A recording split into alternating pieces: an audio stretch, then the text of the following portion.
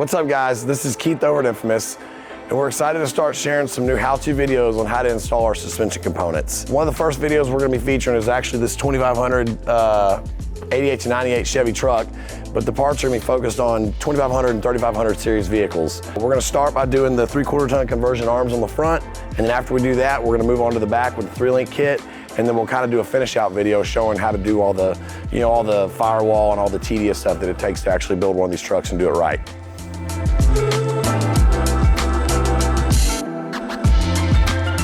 All right guys, now that we got the truck on the lift and everything's pretty level, you can do the same thing in your garage on some jack stands. Just make sure that you got it level. It's better to work with the trucks on an even surface. Once you do that, we're gonna basically disassemble the whole front end. We're gonna take the wheels off, the control arms, pretty much everything. We're gonna get it down to the bare frame so that we can start cutting and making room for the airbags, tie rod notches, and then even the lower control arms, they hit the frame a little bit. We'll clearance there. We'll show you how to do that.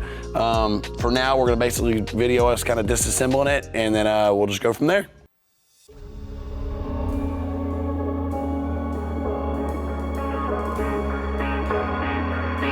Ladies and gentlemen.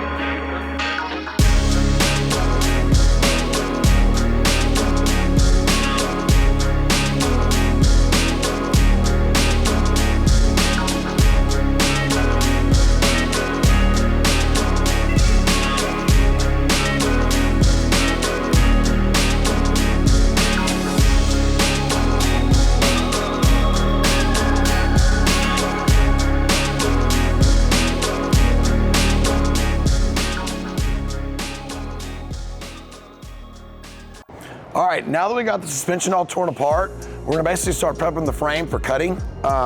We've got everything here to do one side. So basically what we're gonna do is, we've got the airbag, tie rod notches, our steering kit, and obviously the control arms, upper shock mount, ball joints, and mock-up bushings. Basically what I'm gonna do is, we're gonna mock up the control arms. First thing we're gonna do is we're gonna cut clearance for the lower control arm itself. After that, we're gonna focus on the airbag.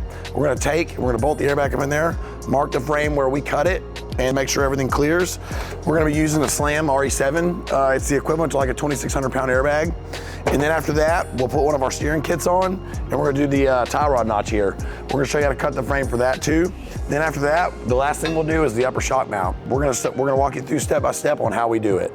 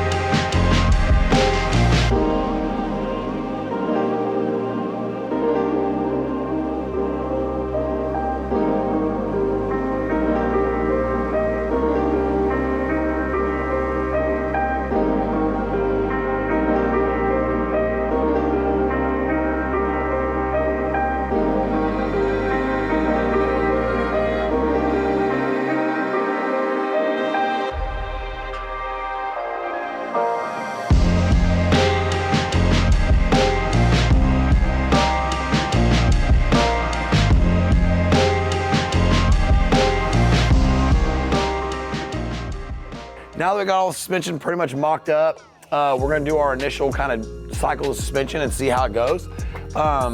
Whenever you build these control arms like this with this flat style, it's gonna get into the frame right here, which you're gonna have to cut anyways for the airbags. And then lastly, like I said earlier, we'll do the tie rod notches, because once the suspension lays out, it's gonna hit here. So you notch it out basically to give it some more clearance. There's other versions of no notch tie rods where they clear and bend, but they're really hard to adjust when you're aligning it. So we like to do it this way. That's how we've always done it. So basically what I'm gonna start doing now is showing you how I start initially cutting it. I cut a little at a time until I get to where I need to go, and we'll kind of show how we do that.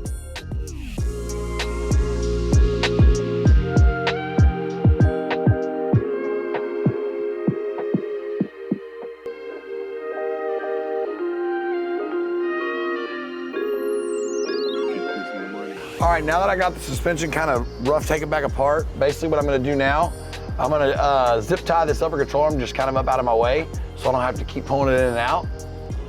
And then now I'll take me a piece of soapstone and start rough marking it. And what I'll usually do is right here where the spring pocket is, I'll start cutting basically in line with that circle. I'll do that, and then I'll just kind of guess up to usually about there, about halfway between the height of the frame. And then I'll start initially cutting there, and then start test fitting my airbag in there with my lower control arm. And I'll just leave the lower control arm in like that and swing it out of the way. That way you can just kind of fast test it up and basically up again and down again over and over and over. So we'll get this marked and cut, and then we'll just start slowly taking a little bit away at a time. So.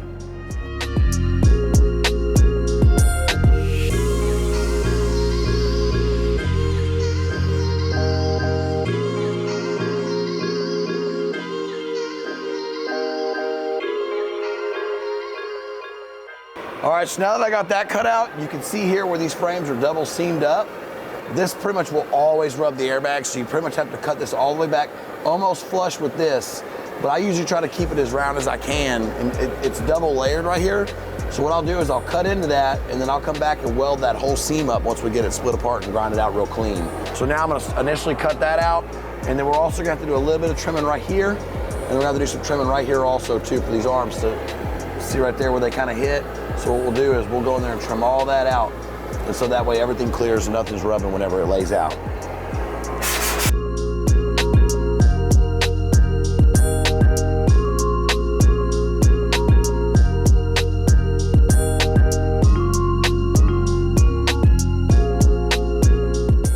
All right, I got the first initial cut done. I can tell it's probably not enough, but we're gonna do a test fit anyways. When I do these trucks, I usually like to put the port facing towards the motor. So kind of like that, and you go straight in. And they'll bolt right into the factory spring pocket. Get that kind of mocked that up right there, and you can already tell it's hitting right there. So I'm obviously gonna need to cut definitely a good bit more right here and up too, because I can tell by the height of it that it definitely needs more there as well. So we're gonna focus over here more and keep cutting on it.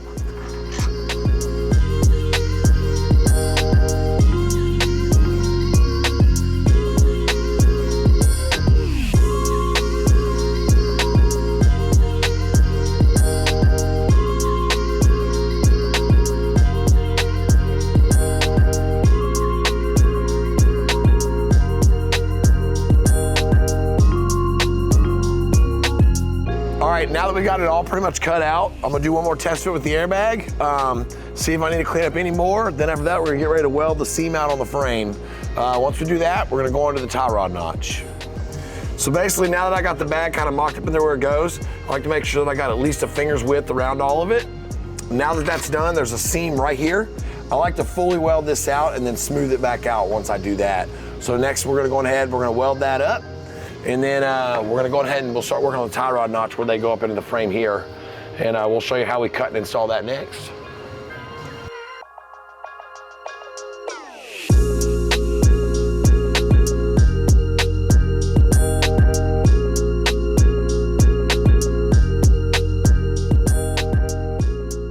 All right, now that we got that pretty much done, the reason why we like to do what we like to do here, basically there's two sections of frame that come together right here, and they basically kind of sandwich together. A lot of times we've seen where guys will just cut that out and not weld that up. So I always go in there and weld all these joints, basically these two seams back together, and then smooth it back out with just a flap wheel. Just to make sure that my bag never ever gets a chance of rubbing like a sharp edge or anything like that. So once you get it looking like that, you should be pretty much good to go. We might end up adding a gusset in here. We've been talking about adding that anyways onto our website, just basically a frame gusset that we can put inside of here. We'll probably work on that later once we get all the other things done. All right, so now we got the front suspension pretty much all mocked back up, and then I got our front steering kit on. As you can see, the steering kit basically starts to interfere with the frame here. So what we're gonna do is we're gonna start cutting for it and just putting our tie rod notch into the frame here. The way I like to do it is I kind of get it mocked up like this. I'll take a marker and I'll take a mark right here and mark pretty much dead center where it needs to be. So now that we have our center line figured out to where the steering swings up into the frame, we're basically gonna take our tie rod notch and we're gonna use that as a template to basically get this thing ready to sink into the frame. The cool thing about that is we can basically measure over 1 3/4 and 1 3/4 over this way, because our notch itself is basically 3.5 inches wide. And we'll use this as our template to basically sink that up into the frame rail here itself. We'll show you kind of how we cut and do that.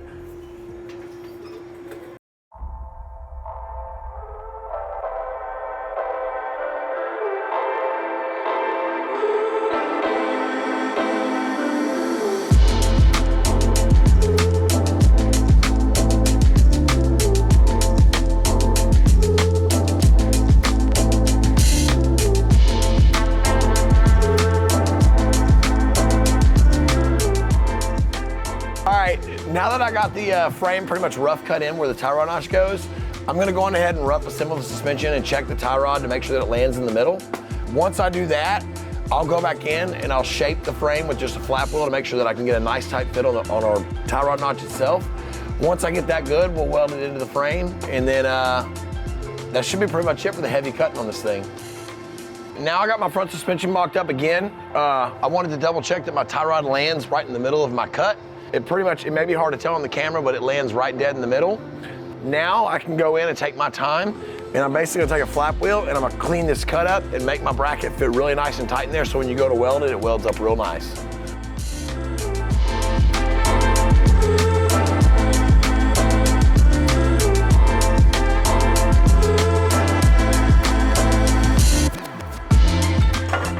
Got everything cut to fit.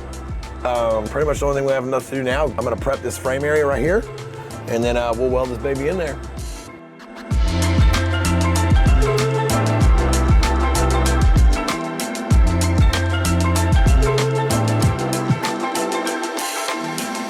All right, now that we got the tie rod notches installed, we're basically gonna show you how to install the shocks with these shock towers that we manufacture here in-house. You can purchase these with the front kit. And then we're also gonna talk about this frame stiffener that we're gonna weld inside the frame. After you do all the cutting for the airbag, we can show you how to slide this up into the frame rail and weld it in to add a little extra strength. We'll show you how we do that right here. On this truck here, we're actually using QA1 fully adjustable shocks. The reason for that is we love having the adjustability with the air ride. That way we can really dial in that ride. But another good alternative is one of these Monroe shocks right here. These ride really good. They're more of a budget friendly. You can actually get them from just O'Reilly's, Amazon, anywhere. But during this install, we're actually gonna be using our mock-up shock here. These things pretty cool here because we can actually do all the welding and everything, and that way we don't damage the shock whenever we're welding it all to the chassis and whatnot. And we'll show you how we do that right here. All right, so whenever I'm setting these shock mounts up, I actually like to take a pair of vice grips and clamp the lower control arm to the frame like that. And that way I can just kind of work with the arm already up with all the stuff out of my way, instead of having the spindle and everything else kind of in your way, and it makes it really hard to see where you're trying to mount everything. So then we take our mock-up shock, just kind of loosely get the bolt in there.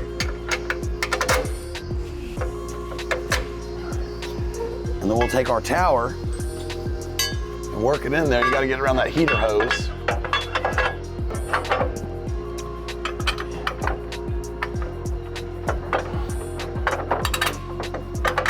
Get that to line up like that.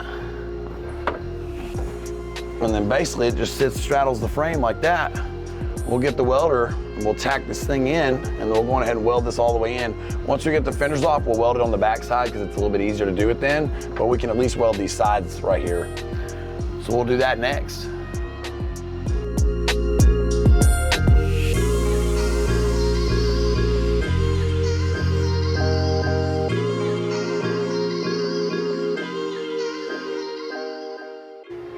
All right, one of the last main fabrication things that we have to do on the front suspension is basically weld in this frame stiffener. It's pretty simple. It just goes right up here inside of the frame rail. Basically you get it set like that, tack it in, and then weld it all the way around. Once I'm done, I'll usually come back and polish this edge with a flap wheel and basically just finish it off. That way there's no sharp edges anywhere.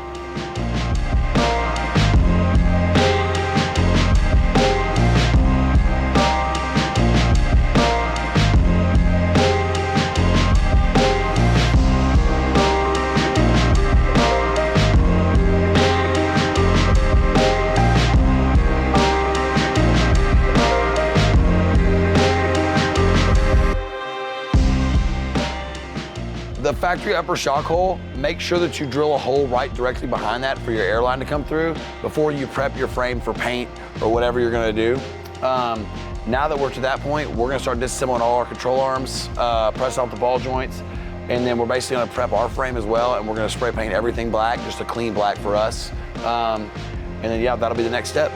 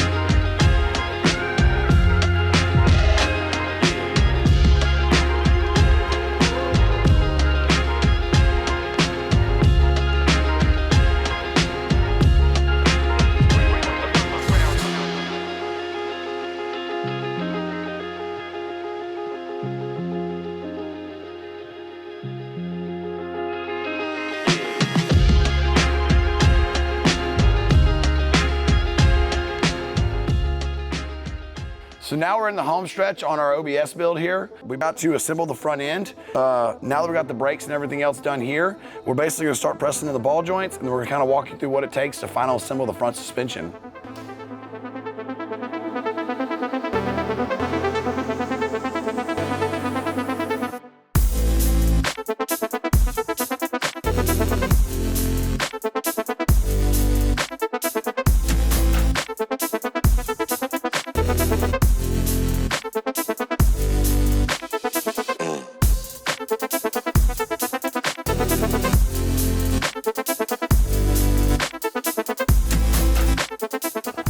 One thing that I wanted to show on this, whenever we do our control arms, we basically build the ball joint plates offset. We do that so that the customer knows which way to orient the arm. The deep side always faces up on our control arms. So whenever you install the ball joint, it's obviously gonna come down through. And I'll show you how we're gonna do that right now.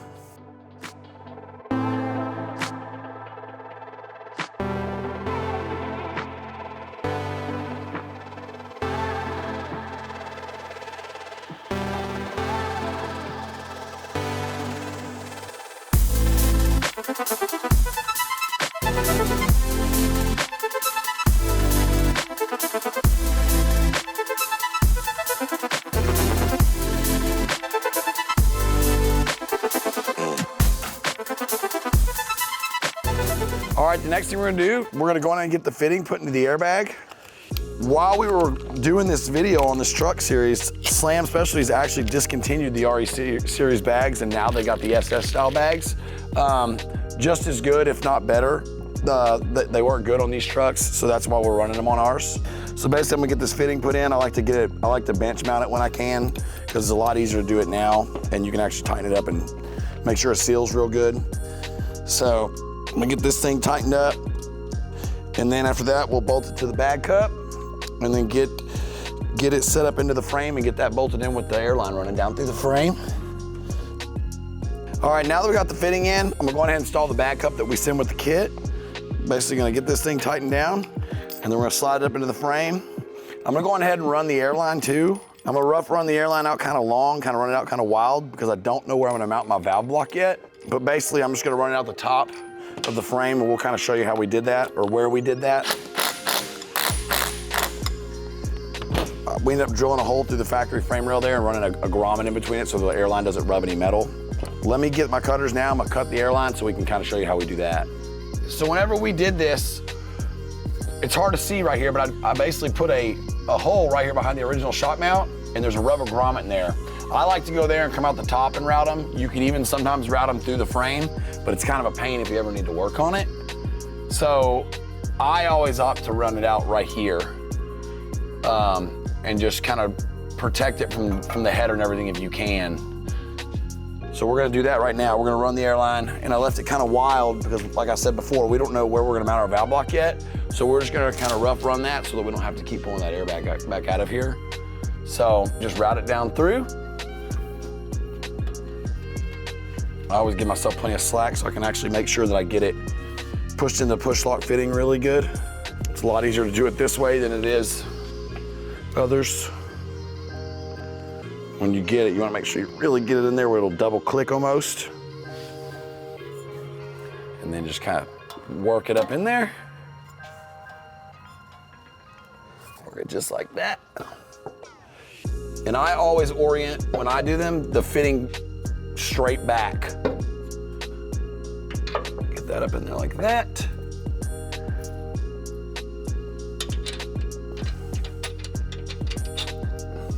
And for now, I just leave it loose. I just put the nut on there and kind of let it hang until we actually get the control arms bolted on. And then we'll tighten it once we actually get the lower control arm on and we bolt the lower control arm to the airbag.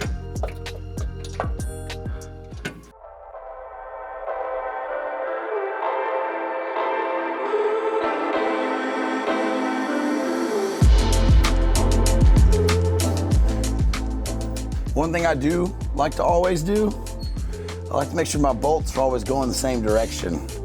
We'll work on customers' vehicles, or we did in the past, and you'll get them in there and bolts are all going different directions. It's kind of a pet peeve. All right. Let's swing the lower arm up. While it's loose, I always get the lower bag bolt in, just like this.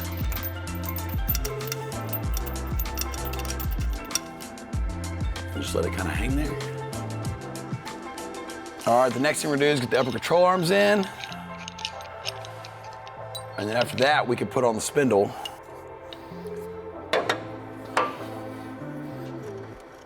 Just work them babies in there. Same thing on your cam bolts. They can go the same direction.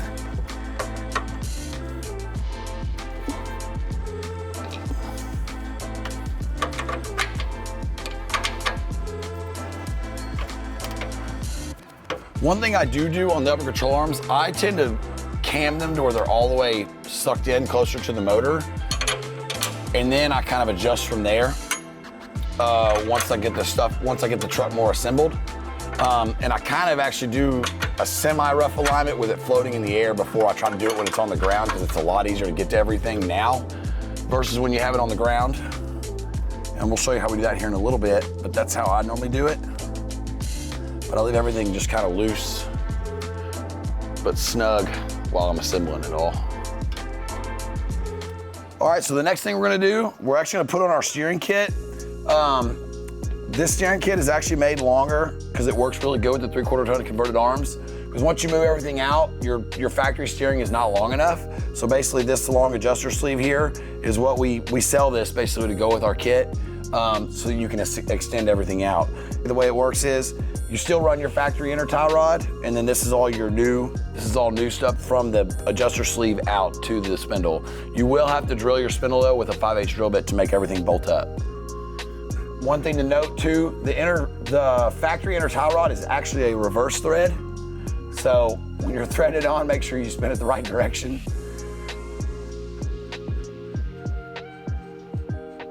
always choke it all the way up pretty far.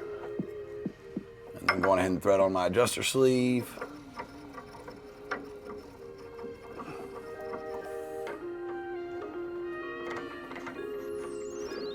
We'll just get it pretty deep in there, and then we can adjust it once we actually do the final assembly on it. I just like to make sure I have plenty of thread engagement when I'm doing it though.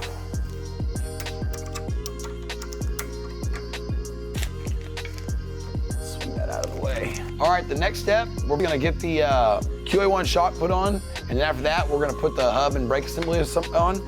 I usually put the jack underneath the lower control arm here just to support it because of all the weight.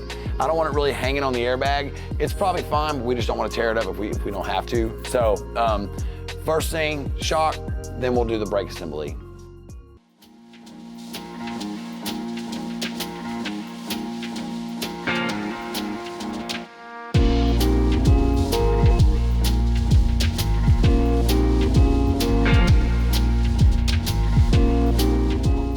On this upper shock mount here, this QA1 shock that we're running is actually a little bit narrower than what our mount is. We build our mount wider so that because of all the different various types of shocks that people can run.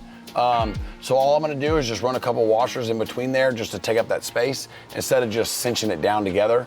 That way it's just a nice tight snug fit and it won't rattle or anything whenever you're actually like driving the truck.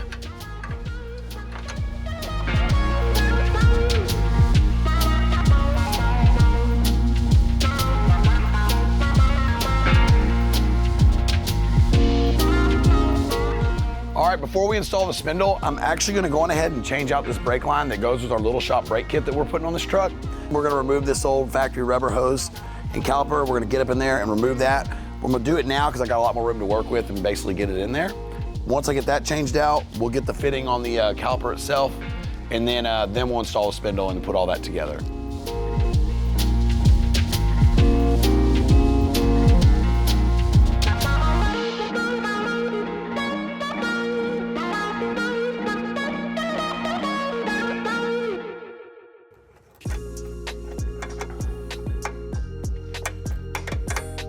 Another thing we're gonna do too, you probably won't be able to see it real good once we get the spindle and everything on.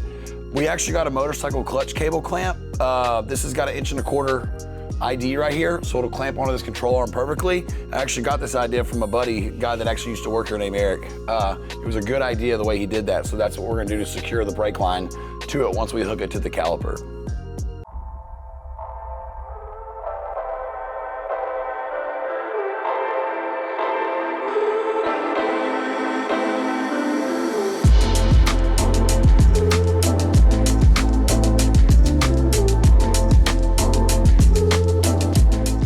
The next thing we're gonna do is we're gonna tighten down the upper lower ball joints. I'm gonna go ahead and tighten up the upper lower shock mounts, and then we're going ahead and tighten up the airbag as well. Once I get that done, I usually don't hook the steering up till last, so if I need to get the stuff, it's a lot easier because you can move it like this. So with that being said, I'm gonna get everything tightened up, and I'll probably do the steering last after I get the caliper mounted.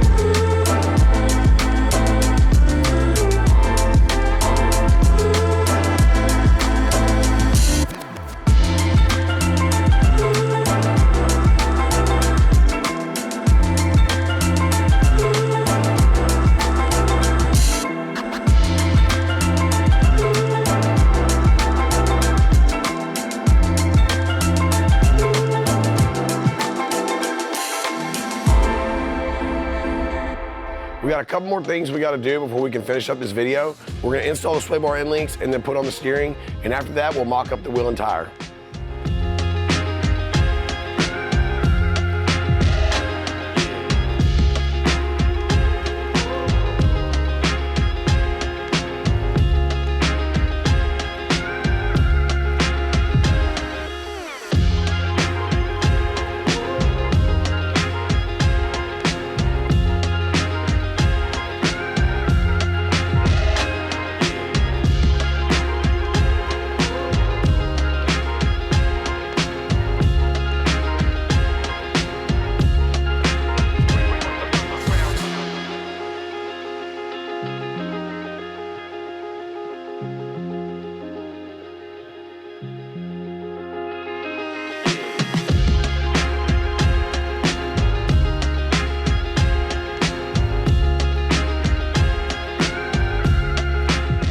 One thing that you do have to do installing the steering kit, you do need to drill out the spindle with a 5/8 drill bit.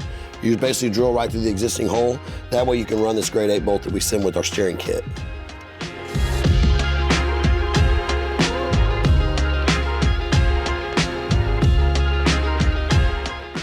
All right, now that we got the front suspension pretty much done, we're gonna go ahead and test fit the wheel, check our offset, and then after that, that'll pretty much wrap it up for this series.